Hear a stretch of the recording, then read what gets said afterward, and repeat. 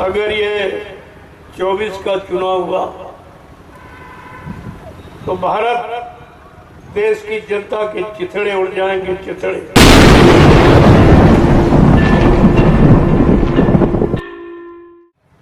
अभी तो कहा जा रहा पछताना पड़ेगा, अब आज से कह रहा हूं आपको रोना पड़ेगा।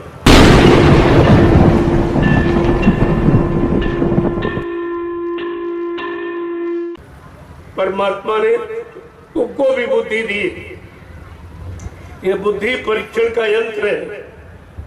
इससे अच्छे बुरे पाप पुण्य शुभ अशुभ की पहचान की जाती है, माँ बहन बेटी बहू की पहचान की जाती है।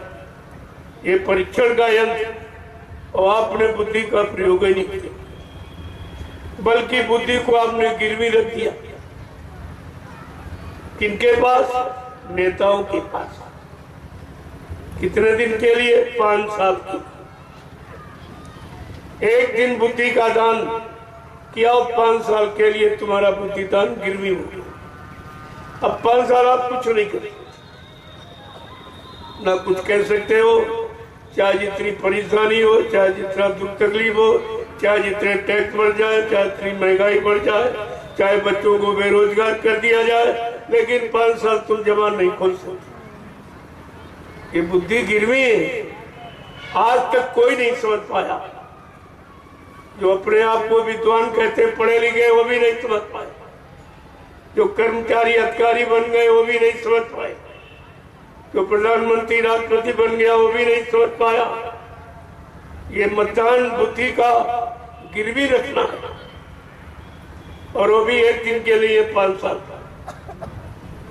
और कितने साल हो गए आपको करते करते? 70 साल आजादी के निकल गए।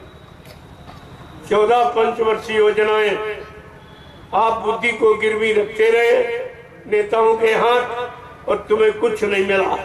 और अब भी नहीं जाग रहे हो, अब भी सो रहे हो।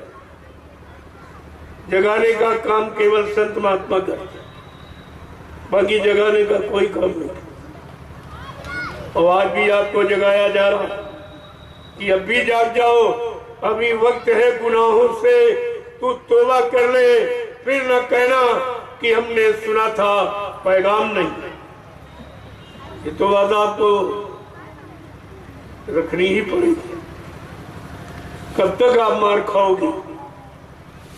कभी तो आपको घूम के खड़ा होना ही पड़ेगा। अगर पहले खड़े हो जाओ तो तुम्हारा कुछ बच जाए, कुछ बच जाएगा, नहीं तो बिल्कुल नंगा कर देंगे।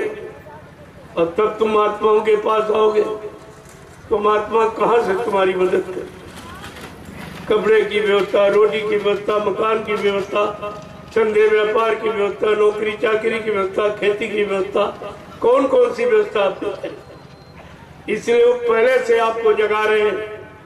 अब भी जाग जाओ और अपनी बची पूंजी को बचा दो, न ये भी जाने वाली। सब तो चला गया, बचा कुछ। और सब कुछ खोने के बाद भी आपको जानकारी नहीं हो रही। बड़े आश्चर्य की बात तो ये है कि सब कुछ चला गया और तब भी नहीं जाग रहे, तब भी गफलत की नींद सो रहे आप। लेकिन महात्मा अपना कर्म कभी छोड़ दे, वो तो निरंतर धर्मोपदेश जो मानव समाज के हित के लिए है वो बराबर करते ही रहते। आने वाली मुसीबत आपत्तियों का इशारा वो करते ही रहते। तुम मानो न मानो, ये तुम्हारा काम उनका काम बता रहे, और बता रहे हैं, समझो न समझो तुम्हारा काम। आपको पछताना पड़ेगा। अभी तो कहा जा रहा पछताना पड़ेगा, अब आज से कह रहा हूं आपको रोना पड़ेगा। आज से ये कह रहा हूं कि आपको रोना पड़ेगा। ऐसी स्थिति बनती चली जा रही, और बनाने वालों ने सारा देश बेच दिया, कुछ नहीं बचा। इस भारत देश में कुछ बचा ही नहीं। ऐसा राजा कभी नहीं आया।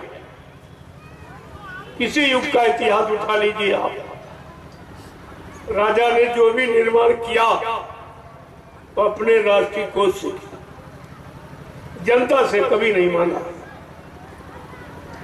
और आज का राजा सब जनता से मांग रहा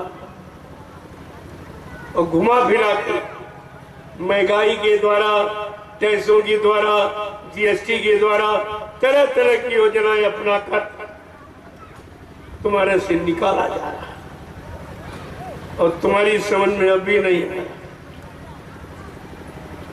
डॉक्टर जब फोड़े का मवाद निकालता है तो मरीज को आराम मिलता है, वो समझ जाता कि इसने जो निकाला है वो हमारे आराम की, लेकिन ये जो निकाल रहे इसमें तुम्हें क्या आराम मिला। लेकिन कोई नहीं कह रहा है, सब चुप एकदम मौन खड़े हो गए।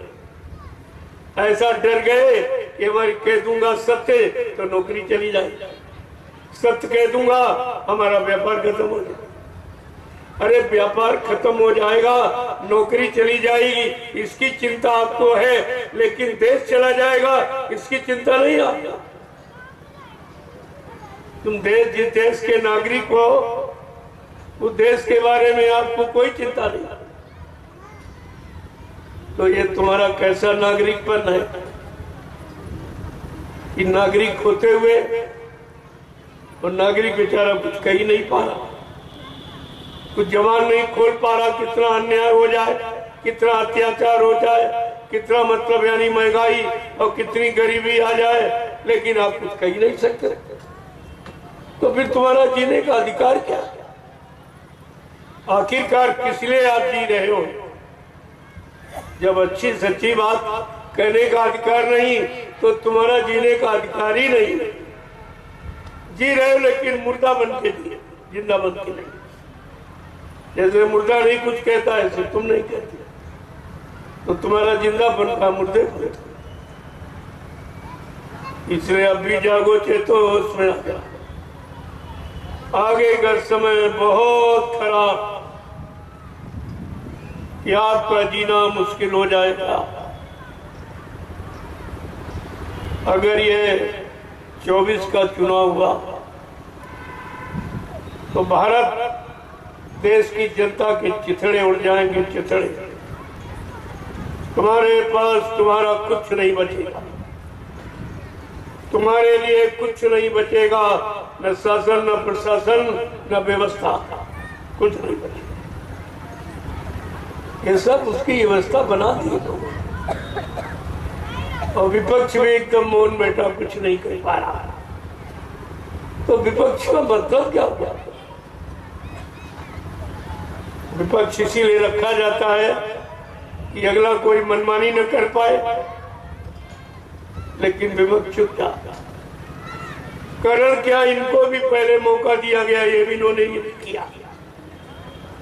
तो जानते हैं कि हमने भी यही किया अपने शासन में, अपने प्रशासन में हमने यही किया। अब ये कर रहे तो इनको हम कैसे कहें? इससे संकोच में ये सत्य को कह नहीं पा रहे, लेकिन परिणाम तो बुरा हो रहा। जनता के लिए सब तो बुरा ही बुरा दिखाई दे रहा है, सब दुख तकलीफ ही दिखाई दे रहे हैं, सब अत्याचार, अनाचार, भ्रष्टाचार, पापाचार, यही सब दिखाई दे रहा। तो इससे कौन सा लाभ मिलेगा?